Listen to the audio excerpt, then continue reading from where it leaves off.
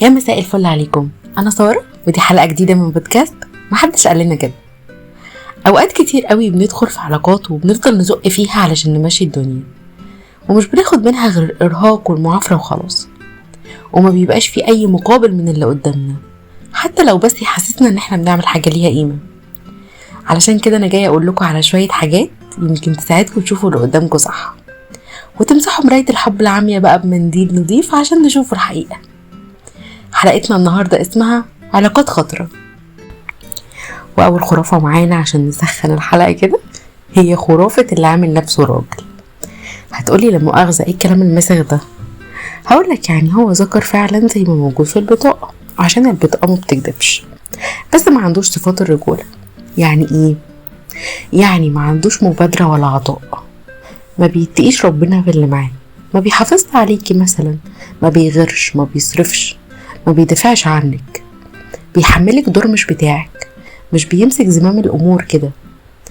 برضو ما بيعرفش يقولك تعالي نصلح اللي حصل ما بيننا، بيفضل يصرخ ويخبط ويرزع وخلاص، سايبك تايهة تفكري وتعيشي في الظنون من غير اي رد فعل منه، من غير حل. لا، والابديت الجديد منه انه بقى بيتقمص.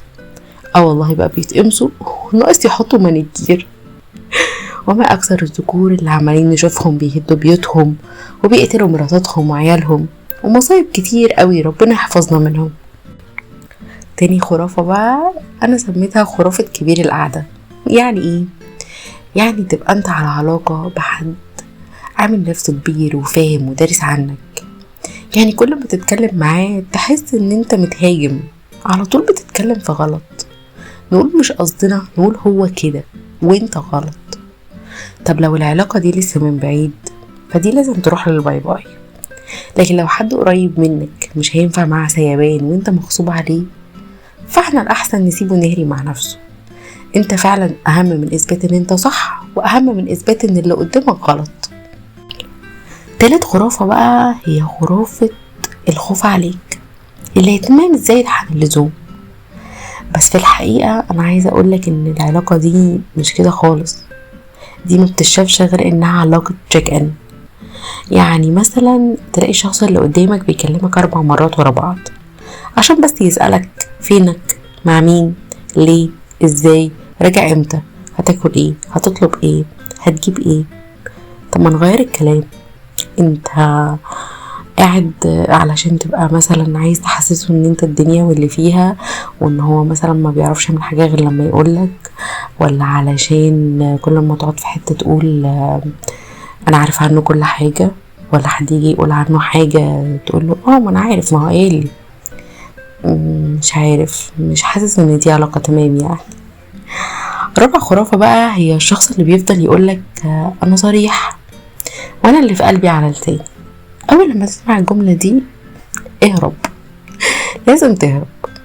هو مش بيعمل حاجة غير ان هو يقلل منك، يسخر منك، لبسك غريب، انت تخنت قوي، ضحكتك عالية، شغلك مش مهم.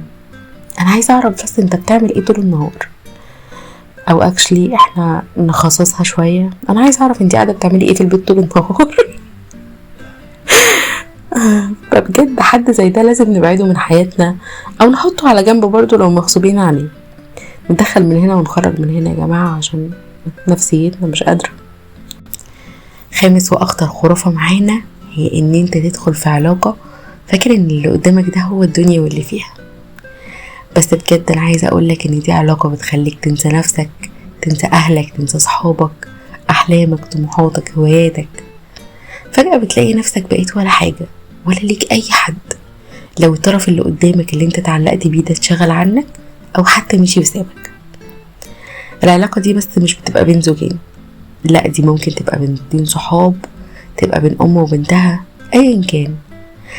ما ينفعش ابدا حد يحجر على حد ويلزق فيه كده في كل حتة ومع كل الناس. وانا على طول بقول لنفسي وبقول لاي حد بقابله ان كل وقت وليه ناسه، ما ينفعش اخلط الناس ببعضها، عشان انا مش هعرف ادي كل واحد حقه في الاهتمام، ولا هعرف اتبسط مع الناس. الخلاصة يا صديقي ان كل علاقة بتوجعك اكتر ما بتطمنك، او بتسحب منك اكتر ما بتضيفلك، بتكسرك اكتر ما بترفعك، دي مش علاقة اصلا، ده ارهاق نفسي انت في غنى عنه. وزي ما قلتلك ان العلاقات دي مش لازم تبقى في خطيب او خطيبة، زوج او زوجة، لا دي ممكن تبقى في علاقة قرابة، صحوبية، جيرة، ايا كانت علاقتك مع الشخص ده وبيتصرف كده. لازم تعرف ان انت اولى من اي حد، وصحتك ونفسيتك قبل اي حاجة. ففكر كده وشوف هتعرف تصد ولا توقف ولا تقطع خالص، وده على حسب درجة اللي قدامك في حياتك. ومن هنا للحلقة الجاية، يا رب تبقوا في احسن حال ومع احلى ناس ومبسوطين ومرتاحين.